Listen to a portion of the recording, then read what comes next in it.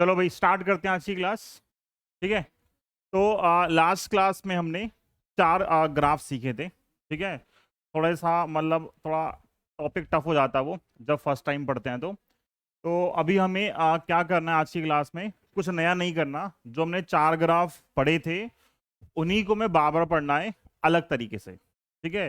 कभी लैंग्वेज से, कभी ग्राफ से, सेम चीज। तो कोई नया कंसेप्ट नहीं है, अब जो था वही सेम चीज हमें पढ़नी है दोबारा से।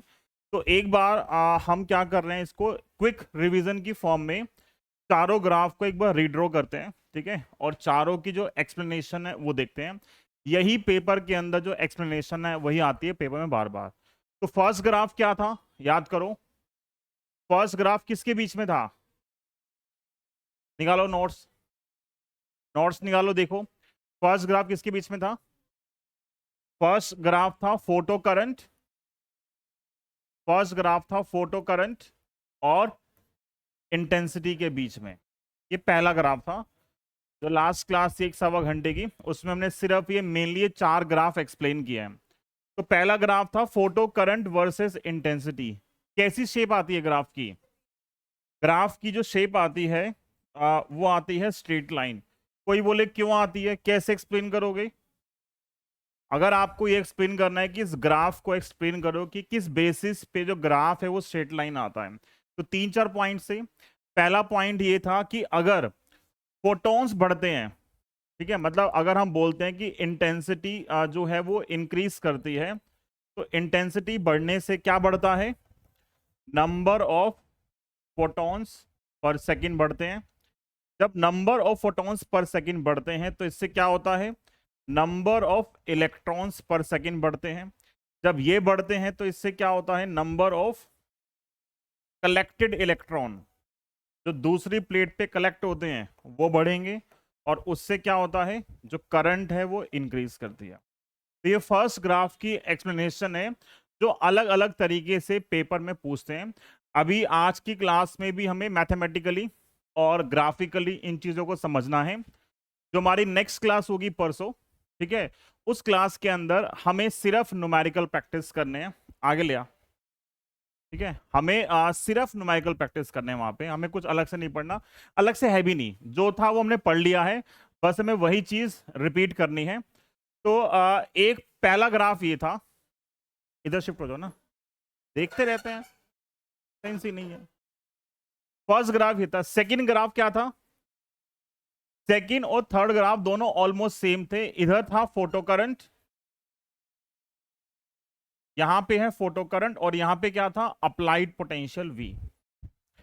इधर है फोटो करंट, वैसे वहां सीट खाली है अगर बैठना है तो पीछे। ये फोटो करंट और ये अप्लाइड पोटेंशियल। तो हमने ये देखा था कि बिना पोटेंशियल के भी हमें कुछ ना कुछ करंट तो मिलती है। तो जो बिना पोटेंशियल करंट है उसको हमने एक पॉइंट पे डिनोट किया था। फिर पोटेंशियल बढ़ने से क्या हुआ था? पोटेंशियल इंक्रीज करने से जो इलेक्ट्रॉन से वो ज्यादा कलेक्ट हुए, जिससे पहले तो करंट बढ़ी, लेकिन एक पॉइंट के बाद क्या हो गया? कांस्टेंट। ये जो कांस्टेंट करंट आती है इसी का नाम क्या आता है? Saturate current. सैचुरेशन पॉइंट आ गया और करंट क्या होगी? वो सैचुरेट करंट होगा। ठीक है। लेकिन हमने साथ साथ ये भी देखा कि अगर मैं पोटेंशियल को इंक्रीज करता हूं नेगेटिव साइड में, तो एक पॉइंट पे आके फोटो करंट क्या होती है? जीरो हो जाती है। और जिस पॉइंट पे फोटो करंट जीरो होती है उसका नाम क्या होता है? Stopping potential. और एक हमने मतलब यहां से दिखा था हमें कि जो स्टॉपिंग पोटेंशियल है ये क्या है? इंडिपेंडेंट है। किसके? इंडिपेंडेंट ऑफ इंटेंसिटी, लेकिन डिपेंड अपॉन फ्रीक्वेंसी। ये सेकंड और थर्ड ग्राफ का रिजल्ट था या ऑब्जर्वेशन थी। बट ठीक है, तो अगर मैं अलग अलग इंटेंसिटी पे ग्राफ बनाऊंगा तो ग्राफ हमारे पास क्या आएंगे? चेंज करेंगे। जो ऊपर वाला पार्ट है उसकी इंटेंसिटी क्या है? ज्यादा है। नीचे वाले की थोड़ी कम, इसकी और कम। तो इन तीनों में इंटेंसिटी का वेरिएशन है। बिल्कुल सेम ग्राफ हमने दोबारा ड्रॉ किया। थर्ड ग्राफ, थर्ड ग्राफ था, थर्ड ग्राफ, थर्ड ग्राफ भी सेम है। उसमें क्या चेंज हुआ था? पहला पार्ट तो सेम था, बस हमने यहां पे क्या चेंज किया है? इंटेंसिटी चेंज की थी। यहां पे क्या चेंज किया था हमने? फ्रीक्वेंसी। यहाँ एक रिलेशन और आया था कुछ कि काइनेटिक एनर्जी को हम क्या लिखते हैं, ईवी नॉट, मतलब काइनेटिक एनर्जी ये जो स्टॉपिंग पोटेंशियल इस पर डिपेंड करती है, ठीक है। तो थर्ड ग्राफ में जब पोटेंशियल या फ्रीक्वेंसी चेंज करते हैं तो मैंने देखा था फ्रीक्वेंसी बदलने से काइनेटिक एनर्जी बदलती है, और जब काइनेटिक एनर्जी बदलेगी तो साथ साथ जो स्टॉपिंग पोटेंशियल है वो चेंज होगा। फ्रीक्वेंसी बढ़ेगी तो स्टॉपिंग पोटेंशियल क्या होगा, बढ़ेगा। फ्रीक्वेंसी कम करोगे तो स्टॉपिंग पोटेंशियल क्या होगा, कम हो जाएगा।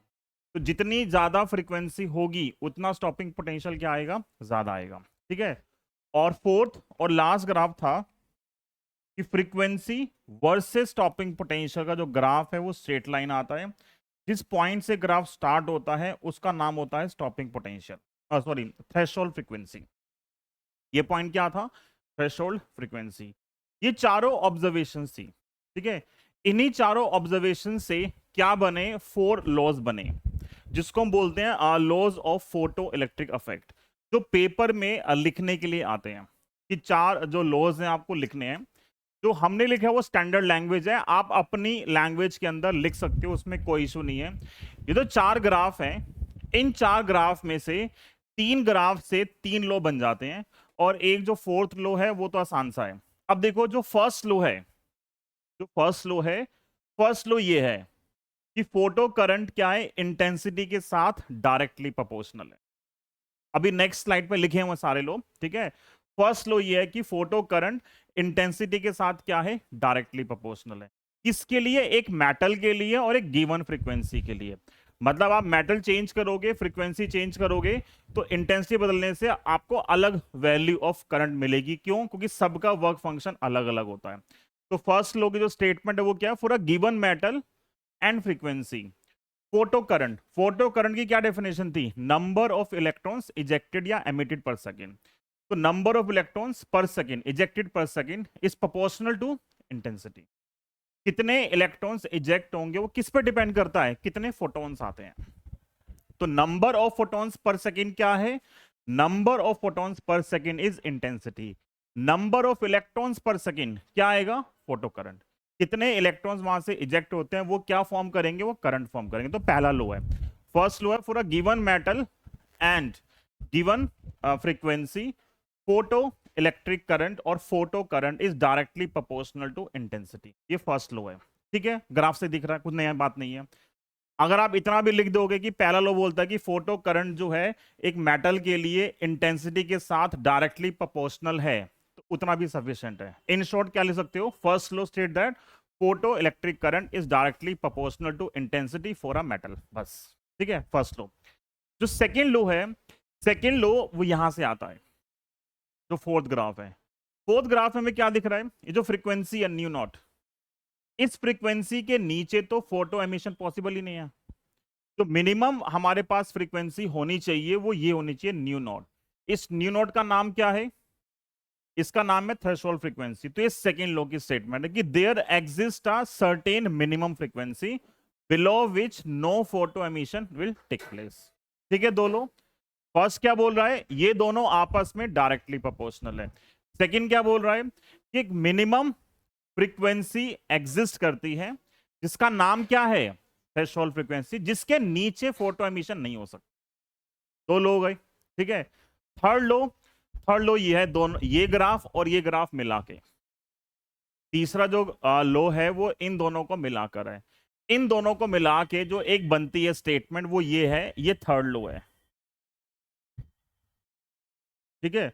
बस स्टॉपिंग पोटेंशियल की जगह हम काइनेटिक एनर्जी यूज करेंगे। तो बोला है फोटो इलेक्ट्रिक एमिशन में जो काइनेटिक एनर्जी है वो किस पे डिपेंड करती है, फ्रीक्वेंसी पे, और इंटेंसिटी की क्या है, इंडिपेंडेंट है। ये थर्ड लो है, ठीक है। तो देखो फोर्थ सबसे आसान है, देखो पढ़ के एक बार। जो बोला है सेम चीज है, लैंग्वेज ये स्टैंडर्ड है, आप अपनी लैंग्वेज लिख सकते हो, उससे फर्क नहीं पड़ता ज्यादा खास, ठीक है। फर्स्ट लो क्या है, फर्स्ट लो है कि photo electric current is proportional to intensity, किसके लिए, एक मेटल के लिए गिवन फ्रीक्वेंसी पे। सेकेंड लो क्या बोलता है कि एक थ्रेशोल्ड फ्रीक्वेंसी एग्जिस्ट करती है, there exist a certain minimum frequency called threshold frequency below which no photo emission take place. पर टाइम सेव करने के लिए लिख दिया मैंने, ठीक है।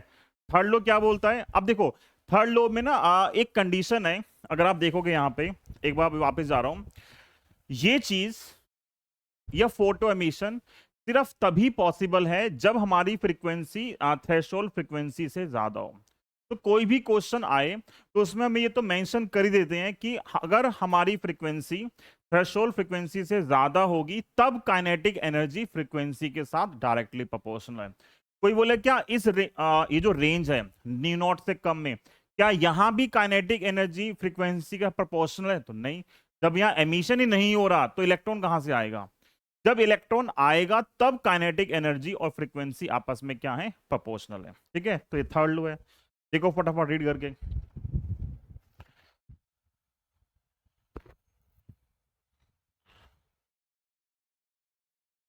पहले तीन,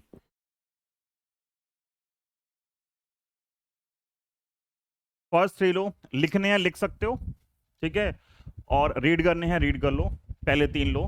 फोर्थ में भी डिस्कस करता हूं। तो फोर्थ तो वैसे आसान सा ही है, इतना तुमने पढ़ भी लिया होगा। तो आज हमें मतलब दिमाग पे आज जोर नहीं जाएगा ज्यादा, क्यों? जितना जोर जाना था वो लास्ट क्लास में चला गया, पहली क्लास के अंदर। अब तो जो है जो पढ़ लिया है बस वही यूज करना है, नया कुछ नहीं है। अब बस दिमाग में बैठाना है जो पढ़ा है।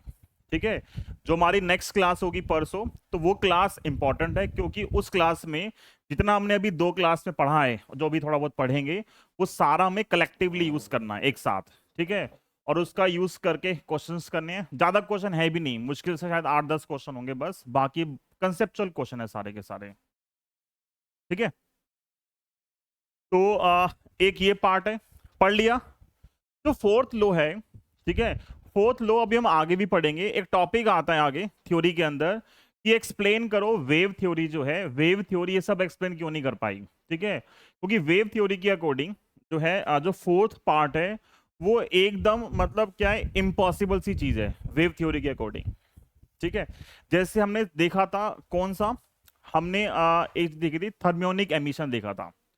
थर्मियोनिक एमिशन क्या बोलता है? थर्मियोनिक एमिशन बोलता है कि एक मेटल सरफेस पे उसको हीट दी और हीट देने से इलेक्ट्रॉन इजेक्ट हो गए।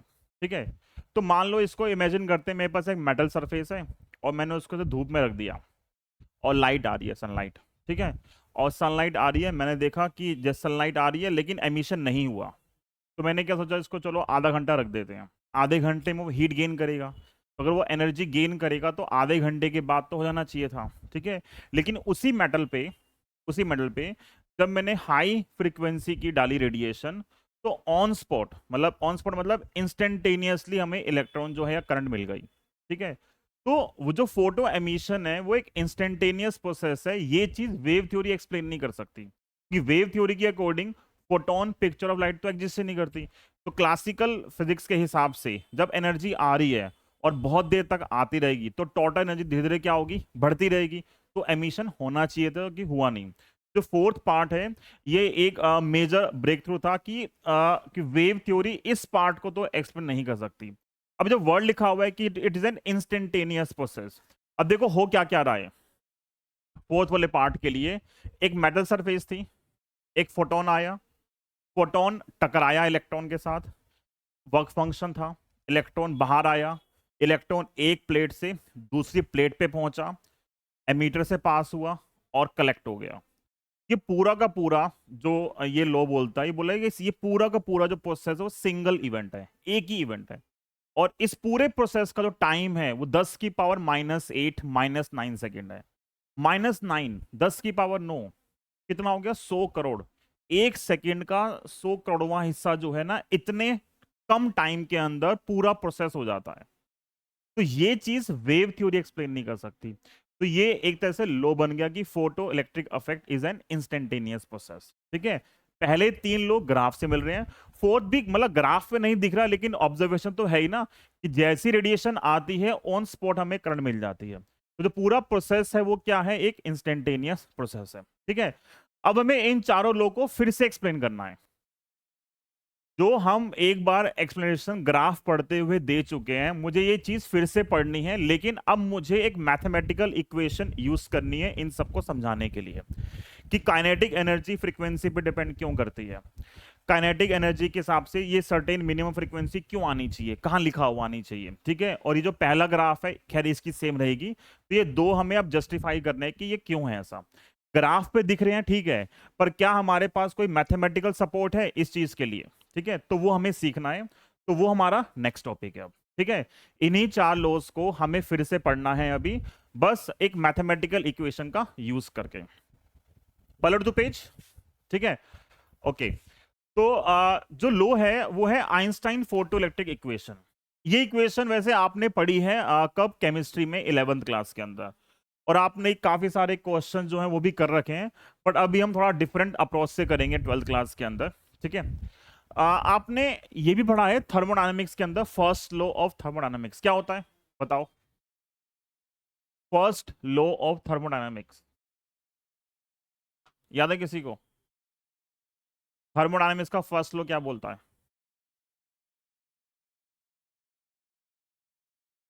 आधा ट्रांसफर होता है, अच्छा कुछ और? ठीक है, मतलब कुछ कुछ ठीक है, और कुछ? फर्स्ट लॉ क्या होता है? 12th में आके तो 11वीं ऐसी खत्म हो जाती है, बोलो। सोचो, फर्स्ट लॉ थर्मोडायनेमिक्स, जबकि दो बार पढ़ा है, केमिस्ट्री में पढ़ा है, फिजिक्स में भी पढ़ा है, दोनों में पढ़ा है, ठीक है। मैं यहां भी जब मैं इक्वेशन ड्राइव करूंगा तो मैं कोई नई बात नहीं करूंगा, मैं पहले से पता बेसिक एनर्जी कंजर्वेशन यूज करेंगे, ठीक है। तो फर्स्ट लॉ जो है वो ये बोलता है कि अगर एक सब्सटेंस है, यहां देखो, जो फर्स्ट लॉ है थर्मोडायनेमिक्स, वो क्या बोलता है, एक सब्सटेंस है, उस सब्सटेंस को अगर आप हीट प्रोवाइड करते हो डेल्टा क्यू, ठीक है, तो जो भी आप हीट देते हो वो हीट दो पार्ट में यूज होती है। उस हीट का एक पोर्शन यूज होता है उसकी इंटरनल एनर्जी को चेंज करने में, और जो रेस्ट ऑफ द एनर्जी है वो क्या करती है, उसको वर्क डन सप्लाई करती है। ये थर्मोडायनेमिक्स का फर्स्ट लॉ है जो एनर्जी कंजर्वेशन पे बेस्ड है, ठीक है, पढ़ा हमने पहले से। तो सेम लॉजिक हम यहाँ पे यूज करते हैं किसके अंदर, आइंस्टाइन की फोटोइलेक्ट्रिक इक्वेशन के अंदर, ठीक है। तो आइंस्टाइन ने भी सेम चीज यूज की कि मान लो एक मेरे पास मेटालिक सरफेस है और इस पे इलेक्ट्रॉन्स हैं, और एक फोटोन आया, इस फोटोन की कुछ एनर्जी है एच न्यू, ये फोटोन इस इलेक्ट्रॉन पे आया, और यहां से जब फोटोन का इससे कोलिजन हुआ इलेक्ट्रॉन से, इलेक्ट्रॉन बाहर आ गया और फोटोन ने अपनी एनर्जी सारी यूज कर ली, ठीक है। तो फोटोन की एनर्जी जो आई वो कहां कहां पे यूज हुई, तो आइंस्टाइन ने स्टेट किया जो फोटोन की एनर्जी है वो दो जगह यूज हुई। फोटोन की एनर्जी का कुछ पोर्शन यूज हुआ इसको बाहर निकालने में, जो किसके बराबर होगा, वर्क फंक्शन के, ठीक है। Plus some part of the energy is used in ejecting the electron from the metallic surface which is equal to the work function. और बाकी एनर्जी कहां गई, rest of the energy provides the kinetic energy to the ejected electron. Same logic. तो ये जो एक line हमने बोली है कि दो लाइन, इसको बस हमें इक्वेशन में लिखना है, ठीक है। तो यही मेरे पास पूरा टॉपिक है, आइंस्टाइन फोटोइलेक्ट्रिक इक्वेशन, ठीक। तो इसमें क्या आएगा, he stated that energy of photon is used in two part, one part of the energy, one part of energy is used in ejecting the electron from metal surface, और इस energy का नाम क्या था, called work function. Work function किसका होता है, work function metal का होता है, work function of metal surface. तो पहला पार्ट जो है वो वर्क फंक्शन में वेस्ट हो गया या यूज हो गया, and rest of the energy, rest of the energy provide the kinetic energy to the ejected electron, ठीक है। तो ये मेरे पास इक्वेशन का सार है। अब मुझे इसको इक्वेशन की फॉर्म में लिखना है, तो इक्वेशन में कैसे लिखेंगे, फोटोन की एनर्जी है एच न्यू, ये फोटोन की एनर्जी दो जगह यूज हुई है। तो एक पार्ट क्या था, वर्क फंक्शन, वर्क फंक्शन का सिंबल है फाई नॉट और डब्ल्यू नॉट। और प्लस क्या आएगा, काइनेटिक एनर्जी। ठीक है, तो इक्वेशन है, यहां से काइनेटिक एनर्जी क्या आएगी, काइनेटिक एनर्जी आएगी H nu minus phi naught. तो आइंस्टाइन फोटोइलेक्ट्रिक इक्वेशन की जो एक फॉर्म है जो मैं याद रखनी है वो ये है कि काइनेटिक एनर्जी किसके बराबर होगी, energy of photon minus work function. Clear है यहां तक पहला पार्ट। अब मुझे पता है जो वर्क फंक्शन है, वर्क फंक्शन फाई नॉट और डब्ल्यू नॉट दोनों हैं, न्यूमेरिकल्स के अंदर दोनों सिंबल यूज होते हैं, थ्योरी में बुक्स में दोनों सिंबल यूज हुए, तो मैं जान के दोनों यूज करूंगा, कभी फाई नॉट कभी डब्ल्यू नॉट। ठीक है, ताकि आप दोनों सिंबल में हो पाओ फैमिलियर। ठीक है, नहीं तो होता क्या है, एक पढ़ते हैं दूसरा आता है वो सिंबल देख के ही कंफ्यूज, अटेम्प्ट भी नहीं करते ये कहां से आ गया सिंबल, तो चेंज करते हैं सिंबल, फिर इसमें बहुत नॉर्मल चीज है। फाई नॉट डब्ल्यू नॉट, इसका फॉर्मूला होता है एच न्यू नॉट, जहां पे जो न्यू नॉट है वो क्या हमारे पास, वो है थ्रेशोल्ड फ्रीक्वेंसी, वो है थ्रेशोल्ड फ्रीक्वेंसी। तो अगर मैं ये वैल्यू भी यहां पुट कर दूंगा तो काइनेटिक एनर्जी किसके इक्वल आएगी, वो इक्वल आएगी H nu minus H nu not. तो काइनेटिक एनर्जी में से क्या कॉमन आएगा, यहां से एच कॉमन लोगे और ब्रैकेट में आएगा न्यू माइनस न्यू नॉट। तो काइनेटिक एनर्जी आएगी न्यू माइनस न्यू नॉट। ठीक है, ये काइनेटिक एनर्जी का फॉर्मूला आ गया। इन ये यहां पे न्यू क्या है, देखो दो फ्रीक्वेंसी है, एक है न्यू और एक है न्यू नॉट। न्यू कौन सी फ्रीक्वेंसी है, जो रेडिएशन आ रही है उसकी फ्रीक्वेंसी है, और न्यू नॉट क्या है, न्यू नॉट थ्रेशोल्ड फ्रीक्वेंसी है। ठीक है, जिससे नीचे फोटो एमिशन नहीं हो सकता। ठीक है, वो अब इस इक्वेशन दिख रहा है। अब कोई बोले जो सेकंड लो था ये, इस सेकंड लो को एक्सप्लेन करो कि लो फ्रीक्वेंसी इससे मतलब नीचे फ्रीक्वेंसी क्यों नहीं हो सकती। तो इसका इतना सिंपल सा आंसर है, इक्वेशन को देख के देखो, अगर न्यू की वैल्यू न्यू नॉट से कम हो गई तो काइनेटिक एनर्जी क्या आ जाएगी, नेगेटिव। पॉसिबल है, नहीं है, क्यों नहीं है पॉसिबल, काइनेटिक एनर्जी का जो फॉर्मूला होता है क्या होता है, काइनेटिक एनर्जी का फॉर्मूला क्या होता है, half m v square. Kinetic energy is given by half m v square. Mass constant है पॉजिटिव, वेलोसिटी का स्क्वायर है वो भी हमेशा पॉजिटिव आएगा, तो काइनेटिक एनर्जी कभी भी नेगेटिव नहीं हो सकती। इसीलिए जो फ्रीक्वेंसी है कभी भी न्यू नॉट से कम तो नहीं होने वाली। ठीक है, समझ में आ गया, ओके। तो ये हमारे पास इक्वेशन है, लेकिन मैं इस इक्वेशन को बहुत अलग अलग तरीके से लिख सकता हूं। ठीक, मतलब जैसा क्वेश्चन के अंदर डिमांड करेगा उसके हिसाब से मैं चेंज कर सकता हूं। ये पहली इक्वेशन वर्क फंक्शन में थी, इस सेकेंड इक्वेशन में दोनों फ्रीक्वेंसी आ गई। पर ये जो फॉर्मूला है वर्क फंक्शन का फाई नॉट का, ये है डब्ल्यू नॉट या एच न्यू नॉट और h c by lambda nought, दोनों हैं, एच न्यू नॉट और h c by lambda nought. यहां पे न्यू नॉट तो क्या लिखा हमने अभी, न्यू नॉट मेरे पास है थ्रेशोल्ड फ्रीक्वेंसी। ठीक है, और ऐसे ही जो लैम्डा नोट है वो है थ्रेशोल्ड वेवलेंथ। बट ये डायरेक्टली है और ये क्या है, इनवर्सली है। अब अगर ये इनवर्सली है तो इसका मतलब क्या है, यहां से जो थ्रेशोल्ड फ्रीक्वेंसी होती है ये होती है मिनिमम वैल्यू, कि इतनी फ्रीक्वेंसी या फिर इससे ज्यादा फ्रीक्वेंसी, ये इनवर्स है। ठीक है, इसका मतलब लैम्डा में आंसर क्या आएगा, ये है मैक्सिमम वेवलेंथ या मैक्सिमम वैल्यू। मतलब इन टर्म्स ऑफ अगर मैं पूरा फोटो इलेक्ट्रिक इफेक्ट की बात करूंगा तो मैं क्या बोलूंगा, फोटो एमिशन के लिए वेवलेंथ इतनी होगी या फिर इससे कम होगी, क्योंकि ये मैक्सिमम वैल्यू है। तो इन टर्म्स ऑफ फ्रीक्वेंसी, मतलब sorry in terms of wavelength, ये इक्वेशन कैसे चेंज होगी वो सीखना है। एक फॉर्मूला हमने सुना हुआ है, सी क्या होता है, न्यू लैम्डा। तो यहां से न्यू कितना आएगा, तो जहां पे न्यू था इस इक्वेशन देखो, काइनेटिक एनर्जी क्या होगी, एच, जहां न्यू था वो आ गया सी बाय लैम्डा, और सी बाय लैम्डा नॉट, ये आएगा। क्या कॉमन आ गया, यहां से सी कॉमन आ गया और एच पहले से कॉमन था, तो 1/λ माइनस 1/λ नॉट। तो काइनेटिक एनर्जी को पॉजिटिव करने के लिए 1/λ ज्यादा होना चाहिए 1/λ नॉट से। अब 1/λ ज्यादा होगा तो मतलब लैम्डा की वैल्यू लैम्डा नॉट से कम होनी चाहिए, तभी ये वैल्यू क्या होगी, पॉजिटिव आएगी। तो देखो ये भी फोटो इलेक्ट्रिक इक्वेशन है, ये भी फोटो इलेक्ट्रिक इक्वेशन है, ये भी फोटो इलेक्ट्रिक इक्वेशन है, और इन तीनों इक्वेशन में इसमें इसमें इसमें मैं ये भी लिख सकता हूं साथ साथ, एंड इसके साथ साथ। अब तुम बोलोगे कि कौन सी इक्वेशन मुझे पेपर में यूज करनी है, वो डिपेंड करेगा न्यूमेरिकल में मुझे क्या गिवन है। न्यूमेरिकल में मुझे फ्रीक्वेंसी गिवन है, वेवलेंथ गिवन है, थ्रेशोल्ड फ्रीक्वेंसी गिवन है, या फिर थ्रेशोल्ड वेवलेंथ गिवन है, या फिर काइनेटिक एनर्जी गिवन है, और काइनेटिक एनर्जी की जगह क्या दे सकते हैं वो, स्टॉपिंग पोटेंशियल। ये फॉर्मूला हमने लिखा था पहले। तो इन तीनों फॉर्मुलों में मैं यहां ईवी नॉट लिख सकता हूं, यहां भी ईवी नोट आ जाएगा, यहां भी आ सकता है ईवी नोट।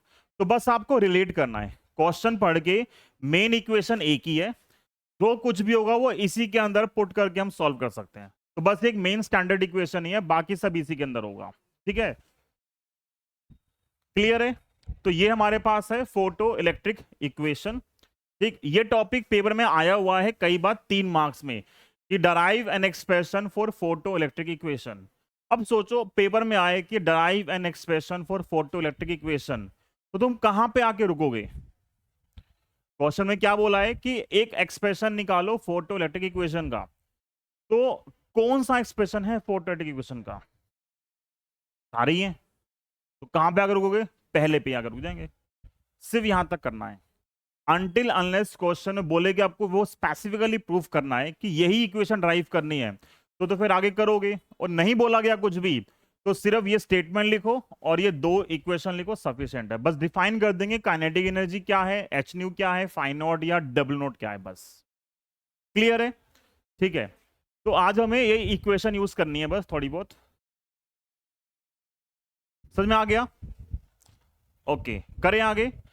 नेक्स्ट पार्ट क्या है? नेक्स्ट पार्ट है फिर से हमें सेम चीज, जो लॉज हैं वो एक्सप्लेन करने हैं। एक ही चीज को हमें बार बार अलग अलग तरीके से पढ़ना है।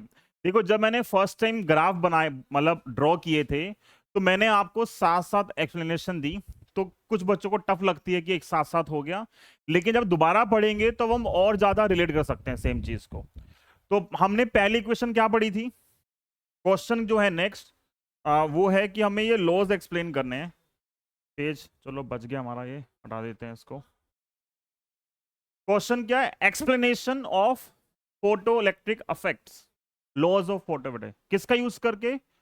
Using photoelectric equation. Equation का यूज करके हमें क्या करना है? लॉज एक्सप्लेन करने हैं। तो वैसे हम इक्वेशन से 2 ही लॉ एक्सप्लेन करते हैं, सेकेंड लॉ और थर्ड लॉ। ठीक है, फर्स्ट लॉ और फोर्थ लॉ का इक्वेशन में कोई जस्टिफिकेशन नहीं है, तो वो जो हमने पढ़ी है पहले एक्सप्लेनेशन, वही हम सेम यूज करेंगे। जैसे कोई बोले कि एक्सप्लेनेशन क्या है फर्स्ट लॉ की?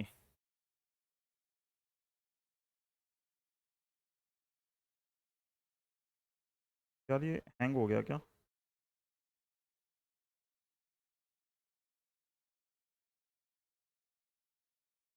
हमारा पहले कभी हुआ हैंग, है ना? First time. चलो हो गया ठीक, सिस्टम हैंग होने से बच गया। चलो, तो जो फर्स्ट लो के लो वन, लो वन की जो एक्सप्लेनेशन है वो सेम है जो हमने अभी तक किया है। क्या थी लो वन? क्या बोल रहा है? Photo electric current is proportional to intensity. क्या है उसकी एक्सप्लेनेशन? जो पता आपको वही लिखनी है, कि अगर इंटेंसिटी इंक्रीज करती है, अगर इंटेंसिटी इंक्रीज करेगी तो क्या होगा?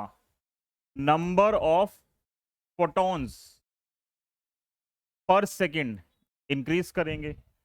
इससे क्या होगा? नंबर ऑफ इजेक्टेड इलेक्ट्रॉन्स क्या करेंगे? इंक्रीज। इससे क्या होगा? Number of collected electrons increase. और इससे क्या होगा? फोटो करंट जो है वो इंक्रीज करेगी। ये फर्स्ट लो है। ठीक है, सेकेंड लो क्या था? जो सेकेंड पॉइंट था वो ये था कि there exist a certain minimum frequency. तो मैंने इसके लिए क्या किया? मैंने सेकेंड इक्वेशन यूज की, using kinetic energy equal to h और न्यू माइनस न्यू नॉट। ठीक है, यहां से देखो if nu is less than nu nought क्या होगा? अगर हमारी फ्रीक्वेंसी थ्रेशोल्ड फ्रीक्वेंसी से कम आ गई तो क्या आएगा? Kinetic energy will be negative, ठीक है, विल बी नेगेटिव इंप्लाइज, ठीक है, मतलब इसका मतलब है which is not possible, hence new can not be less than nu not. ये सेकेंड लॉ की एक्सप्लेनेशन है, ठीक है, समझ में आ रहा है? ठीक है, थर्ड लॉ, जो लॉ 3 है वो भी हम इक्वेशन से देख सकते हैं। देखो लॉ 3 में काइनेटिक एनर्जी का फॉर्मूला है H nu minus work function, यही है। फ्रॉम इक्वेशन ये जो वर्क फंक्शन है डब्ल्यू नॉट, ये एक मेटल के लिए फिक्स होता है। एक मेटल का ड्यूरिंग एक्सपेरिमेंट वर्क फंक्शन बोलते हैं कि चेंज नहीं रहता, वो मान लो कांस्टेंट है, ठीक है। तो अगर वर्क फंक्शन मेटल का कांस्टेंट है तो काइनेटिक एनर्जी इस पर डिपेंड नहीं कर रही वर्क फंक्शन पे, तो फ्रीक्वेंसी पे कैसे कर रही है? अब मान लो ये वैल्यू फिक्स है डब्ल्यू नोट, मान लिया इसके लिए -10 है, -10 है वर्क फंक्शन। वैसे तो हमें पता है वैल्यू क्या होती है, 2 से 5 6 के बीच में होती है, चलो 3 मान लेते हैं, ये 3 EV फिक्स है। अब जैसे जैसे आप ये फ्रीक्वेंसी इंक्रीज करोगे तो ये वैल्यू है एच न्यू, ये तो बढ़ रही है, और जो माइनस में वैल्यू है 3 वो क्या है, फिक्स है। ये वैल्यू बढ़ रही है और ये फिक्स है, तो डिफरेंस क्या होगा, बढ़ेगा सेम रहेगा? बढ़ेगा। तो फ्रीक्वेंसी के बढ़ने के साथ साथ ये जो वैल्यू है H nu minus work function वो क्या होगी, बढ़ेगी सेम आएगी? बढ़ेगी। तो यहां से डायरेक्ट दिख रहा हमें implies kinetic energy is directly proportional to frequency, लेकिन कंडीशन ये है कि this nu must be more than nu nought. वो लॉ में भी लिखा है कि above threshold frequency kinetic energy is proportional to the frequency, ये भी साफ दिख रहा है ग्राफ से, ठीक है। और जो फोर्थ लॉ है, लॉ नंबर 4, वो लॉ बोलता है कि this is an instantaneous process. अब वो लॉ इक्वेशन से नहीं दिख रहा, उस पार्ट को मैं इक्वेशन से नहीं प्रूव कर सकता हूं, वो तो ऑब्जर्वेशन है, ठीक है, कि उन्होंने रेडिएशन आई और उनको ऑन स्पॉट करंट मिल गई, तो उन्होंने उसी के बेस पे बोला कि this is an instantaneous process. तो उसको हम बस लिखते हैं, ऐसा प्रूफ नहीं कर सकते उसको यहां पे ना, इस लेवल पे। तुम क्या लिखते हैं, जो पूरा प्रोसेस है, ठीक है, यहाँ पे क्या आएगा फोर्थ लॉ के अंदर, when photon is incident on metal, या लैंग्वेज चेंज कर लेते हैं, incidence of photon on metal, ejection या emission of electron from metal, and detection of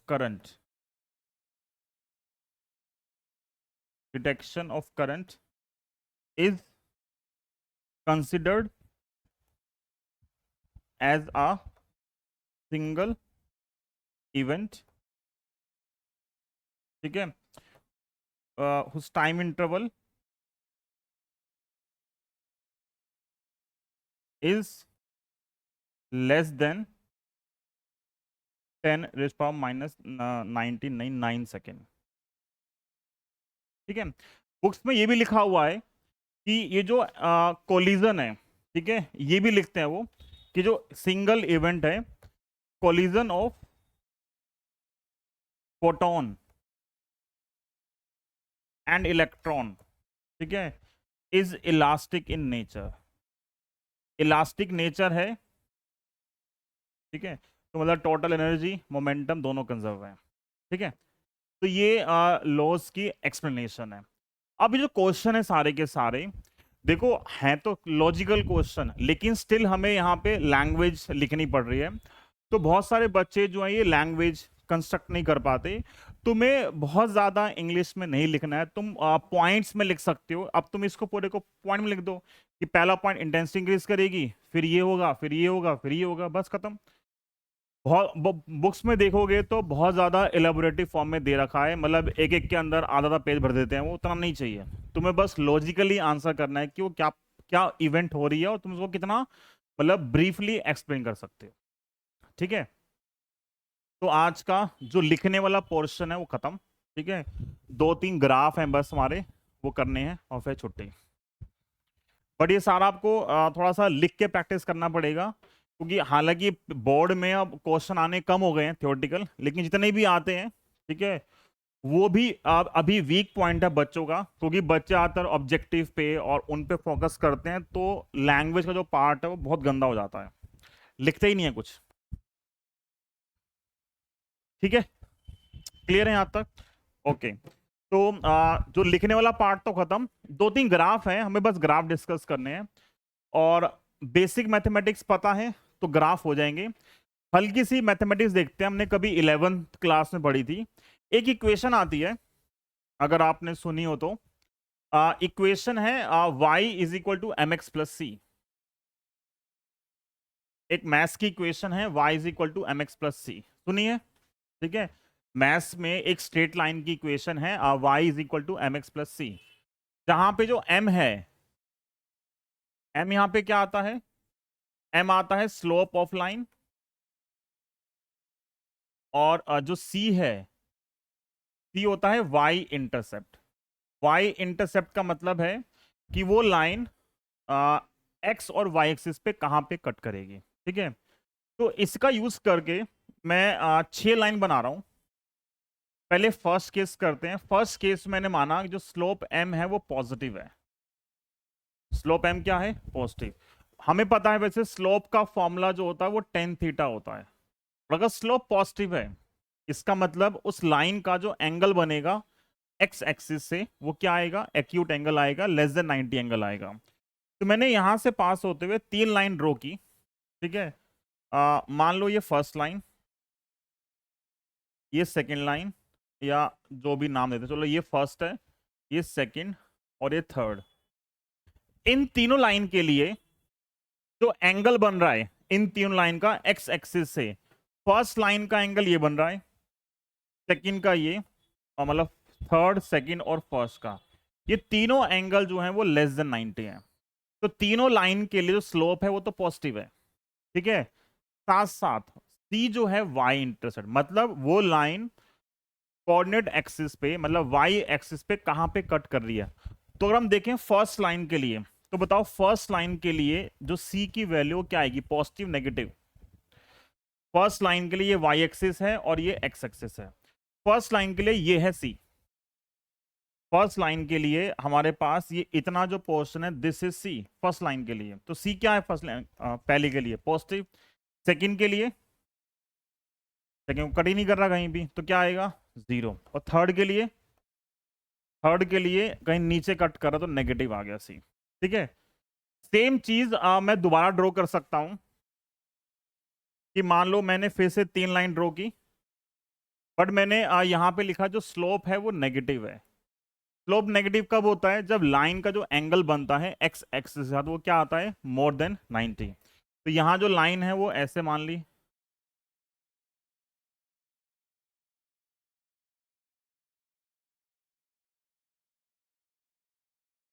और ये थर्ड लाइन है। ठीक है, फिर से नंबरिंग कर दी, 1, 2 और 3। बताओ क्या होगा? फर्स्ट लाइन के लिए सी क्या आएगा? फर्स्ट लाइन के लिए ये है सी, क्या है? पॉजिटिव। सेकेंड लाइन के लिए, सेकेंड लाइन के लिए 0, और थर्ड लाइन के लिए, थर्ड लाइन के लिए सी है वो है नेगेटिव। ठीक है, एक के लिए पॉजिटिव, एक के लिए 0 और एक के लिए नेगेटिव। इतना हमने मैथ्स में सीखा हुआ है, और थोड़ा बहुत 10th से भी पता हमें। ठीक है, अब मान लो मैं एक लाइन लिखता हूं जैसे रैंडम, या चलो 2 एग्जाम्पल लिखता हूं मैं। एक एग्जाम्पल लिखा मैंने कि y is equal to -3x-4, और एक लिखा y is equal to 4x + 5। बताओ ये कौन सी कैटेगरी है? ये लाइनें जो बनेगी इनकी कौन कौन सी बनेगी, फर्स्ट केस में या सेकंड केस में? सोचो, ये दो लाइनें हैं, ये कहाँ बनेंगी? फर्स्ट लाइन कहाँ लाई करेगी, इधर या इधर? हाँ, फर्स्ट लाइन कहाँ लाई करेगी, इधर लाई करेगी। और कौन सा केस है? थर्ड केस है। ये जो प्लस सी है वो -4 है, स्लोप माइनस का, तो थर्ड केस है ये। तो ये इसका ये ए मान लिया, और ये क्या मान लिया, बी। तो ये बी का थर्ड केस है। और ये 4x+5, ये ए का फर्स्ट केस है ना। स्लोप पॉजिटिव है 4 और इंटरसेप्ट पॉजिटिव है, तो ये आएगा ए का फर्स्ट केस। ये ए का फर्स्ट केस है, ठीक। तो मैं लाइनें देख के तो मैं समझ सकता हूं, लेकिन फिजिक्स में भी ये सेम चीज आती है, लेकिन वहां वाई एक्स नहीं होगा, ठीक है। वहां पे जो फिजिक्स के वेरिएबल हैं, प्रेशर, वॉल्यूम, अभी हम इस इक्वेशन के अंदर पढ़ रहे हैं, काइनेटिक एनर्जी, फ्रीक्वेंसी, तो बस इस एक्स वाई को वो इंटरचेंज कर देंगे और ग्राफ यही सब बनने हैं, मैथ्स वाले ही, अलग से कहाँ कुछ आएगा, ठीक है यहां तक। तो अब मैं सेम चीज को अगर रिलेट करूं इस चैप्टर के अंदर फोटो इलेक्ट्रिक इक्वेशन से, और मुझे सेम चीज दोबारा से पढ़नी है, ठीक है, कि क्या हमारे पास आंसर आएगा। तो जो हमारा पार्ट है, जो हमें दो ग्राफ सीखने हैं, उसमें पहला ग्राफ है, फर्स्ट ग्राफ है, दो ग्राफ सीखने हैं। फर्स्ट ग्राफ है काइनेटिक एनर्जी वर्सेस फ्रीक्वेंसी। पहला ग्राफ है kinetic energy versus frequency draw करना है एक मेटल के लिए, ठीक है। मतलब एक मेटालिक सरफेस है, उस पे फ्रीक्वेंसी चेंज करने से काइनेटिक एनर्जी में क्या अफेक्ट आएगा वो ग्राफ बनाना है, और उस ग्राफ की शेप क्या आएगी वो देखना है, ठीक। तो देखो, मुझे पता है वैसे काइनेटिक एनर्जी का फॉर्मूला क्या होता है, H nu minus work function, यही होता है, H nu minus work function. ये इक्वेशन ग्राफ लिखना भी यूज करेंगे, इसके 2-3 न्यूमेरिकल हैं। यह H nu minus work function. तो अगर मैं इसको रिलेट करूं y is equal to M X plus C से, तो देखो एकदम स्टैंडर्ड इक्वेशन है। मुझे kinetic energy versus frequency draw करना है, तो अगर मुझे kinetic energy versus frequency draw करना है, तो यहां पे काइनेटिक एनर्जी है और यहां पे फ्रीक्वेंसी है।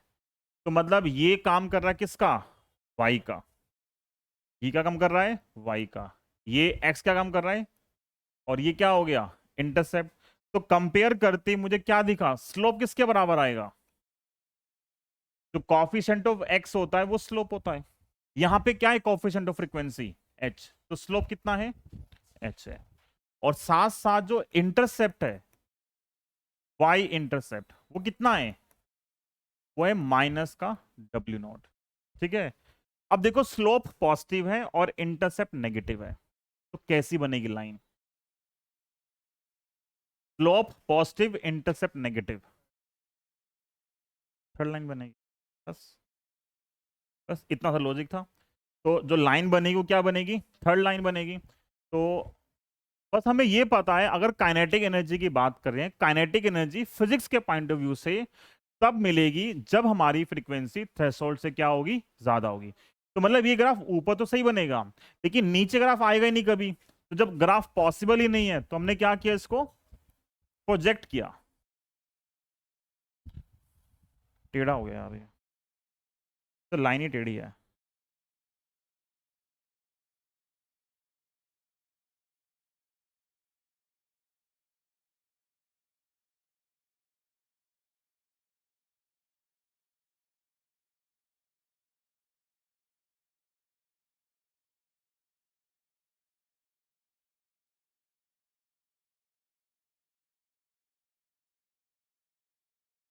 लाइन यहाँ कट कर रही है ना, तो लाइन जहां पे कट कर रही है, ये इसका इंटरसेप्ट है, ठीक है। ये इंटरसेप्ट कितना है, माइनस का w0। तो पहला ग्राफ आ गया ये, kinetic energy versus frequency graph, जिसमें ये पॉइंट क्या रिप्रेजेंट कर रहा है, ये पॉइंट रिप्रेजेंट कर रहा है थ्रेशोल्ड फ्रीक्वेंसी, ठीक है। कि इतनी फ्रीक्वेंसी है, इससे ज्यादा होगी तो दोनों आपस में प्रोपोर्शनल है, एंड बिलो दिस फ्रीक्वेंसी जो फोटो एमिशन है that will not take place. समझ में आ गया ग्राफ? ये सिंपल सा ग्राफ है। यही ग्राफ दोबारा से, ठीक है, सिर्फ एक सिंबल चेंज कर दिया।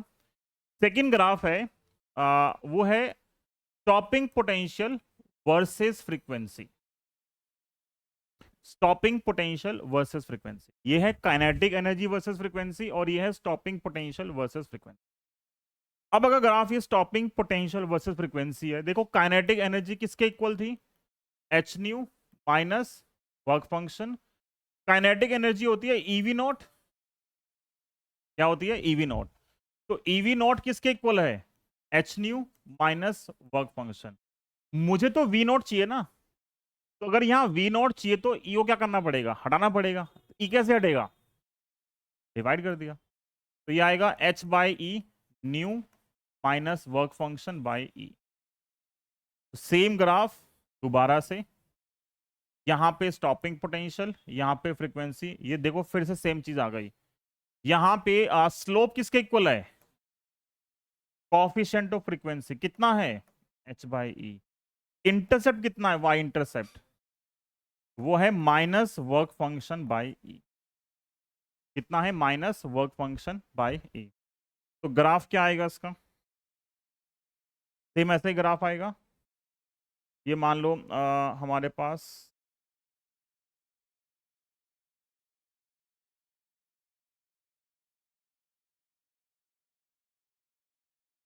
यार, ये तो ये ढूंढ ही नहीं पाता बेचारा।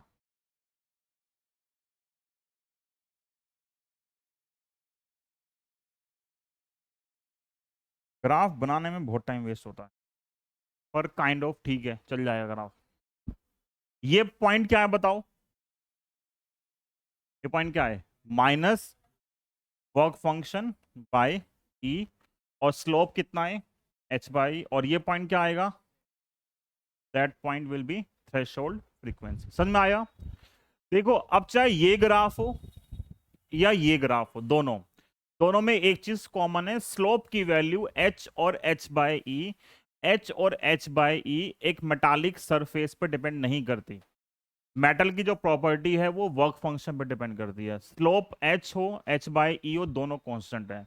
मतलब अगर आपके पास 10 मेटल है और 10 मेटल के लिए आपको इन दोनों का ग्राफ प्लॉट करना है, तो सबका स्लोप क्या आएगा? सेम आएगा। बेसिक मैथमेटिक्स है, अगर स्लोप सेम आते हैं तो सारी जो लाइंस हैं वो क्या होती हैं? पैरेलल होती हैं। ठीक है, जैसे इस पर एक क्वेश्चन हम लिखें, कर दें पेस्ट टर्न। ठीक है, पेस्टिंग कर दें। अगर मैं इस पे क्वेश्चन लिखूं, क्वेश्चन है draw stopping potential versus frequency for metal A and B, ठीक है, having work function W1 and W2, और हमें गिवन है W1 is more than W2। Stopping potential versus frequency draw करना है दो मेटल्स के लिए। एक का वर्क फंक्शन W1 है और एक का वर्क फंक्शन W2 है। ठीक है, करना ड्रॉ। एक का वर्क फंक्शन W1, एक का वर्क फंक्शन W2, और स्टॉपिंग पोटेंशियल वर्सेस फ्रीक्वेंसी, मतलब एक ही ग्राफ पे ड्रॉ करना है। एक हिंट मैं दे देता हूं क्योंकि वो आप शायद अभी नहीं समझ पाओगे। वर्क फंक्शन जो है वो एच न्यू नॉट होता है। तो जिसकी थ्रेशोल्ड फ्रीक्वेंसी ज्यादा है उसका वर्क फंक्शन ज्यादा है, या अगर वर्क फंक्शन ज्यादा आ रहा है तो कॉरेस्पॉन्डिंग थ्रेशोल्ड फ्रीक्वेंसी क्या आएगी? ज्यादा आएगी। ठीक है, तो वो आप इस हिंट का यूज करो और ड्रॉ करने की कोशिश करो। 2 मिनट लो, 2 मिनट लो और देखना, एक बार रफ डायग्राम बनाओ फटाफट। जस्ट दिखा दो ऐसे ही, जस्ट दिखा दो ऐसे ही क्या आएगा।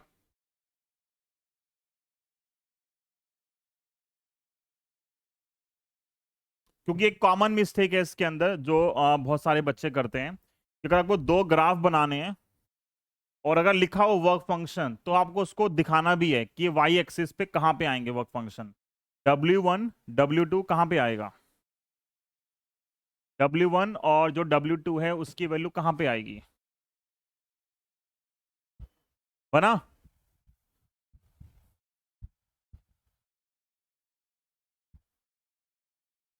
बना नहीं बना? बना।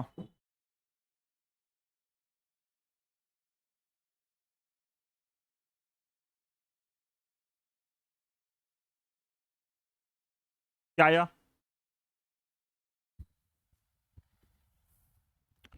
W1 और ऐसे दिखा दो नोटबुक, समझ जाऊंगा मैं। ठीक है, कुछ कुछ का तो ठीक है।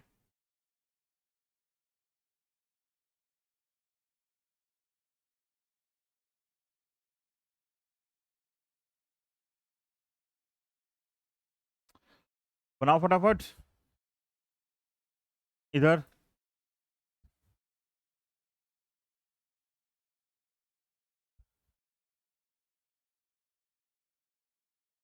देखो क्या आएगा, वैल्यू जो है वो आएगी या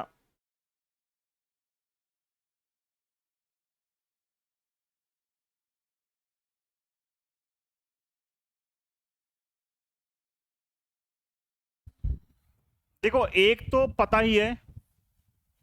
देखा,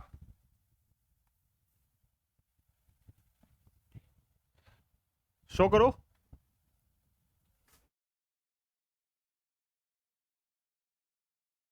हो गया।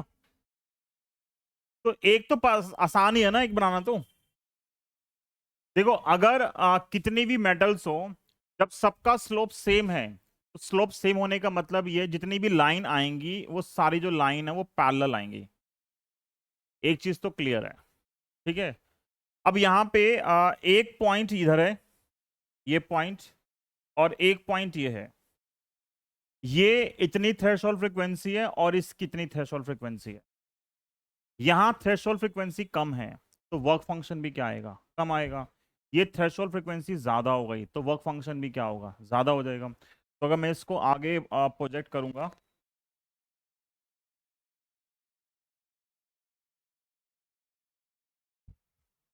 लाइनें देखो टेढ़ी हैं ये, तो टेढ़ी लाइनें तो खराब ही हैं। ये भी टेढ़ी है लाइन। सही बनाया ना, सही बनना चाहिए, पर सब सही बनाते नहीं ना। दिक्कत जो है वो यही है कि सब सही बनाते नहीं है। अभी भी टेढ़ी है यार। हम अगर टेढ़ी बनाएंगे तो फिर तो बेकार ही है ना। हम टेढ़ी लाइन बनाएंगे तो हमें तो बहुत गाली पड़ेंगी भाई।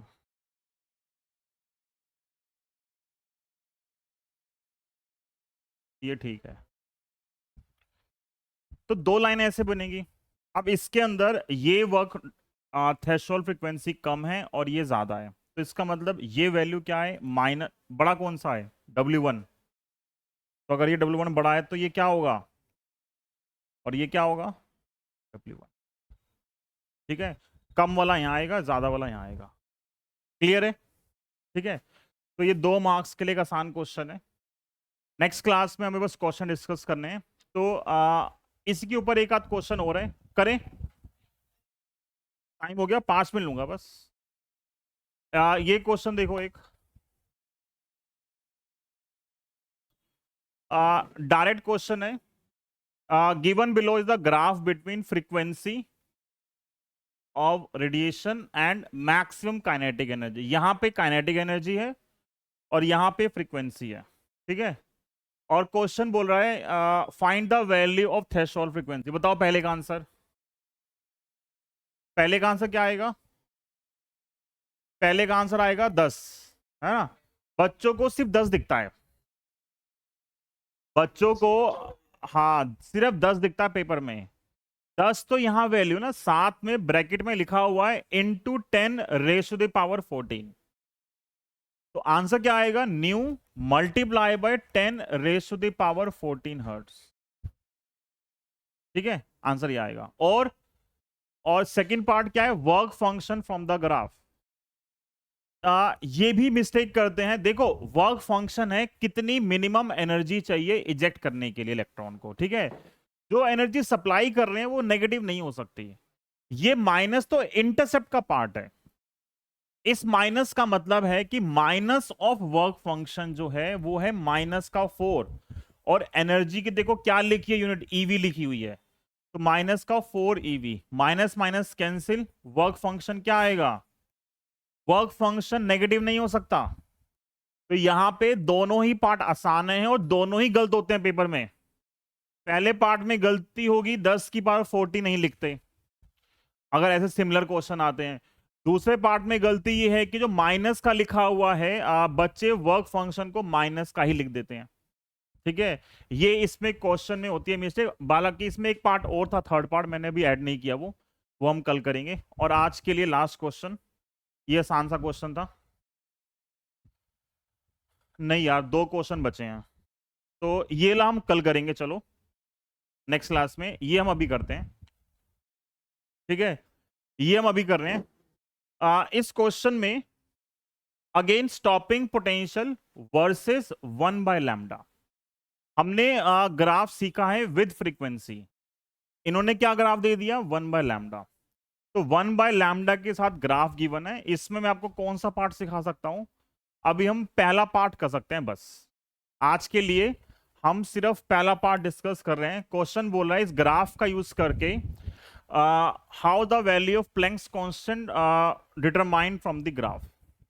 इस ग्राफ से प्लैंक्स कांस्टेंट की वैल्यू कैसे डिटरमाइन करोगे। वैसे तो फिर पूरा एक साथ ही कराऊंगा ना यार, आधा तो फिर रिकॉर्ड भी नहीं होगा। छोड़ो फिर इसको, रहने देते हैं। परसों जो है हमें 1 घंटा 1.25 घंटा सिर्फ क्वेश्चंस प्रैक्टिस करने हैं इन्हीं सबके। ठीक है, मिलते हैं परसों। Okay, bye bye.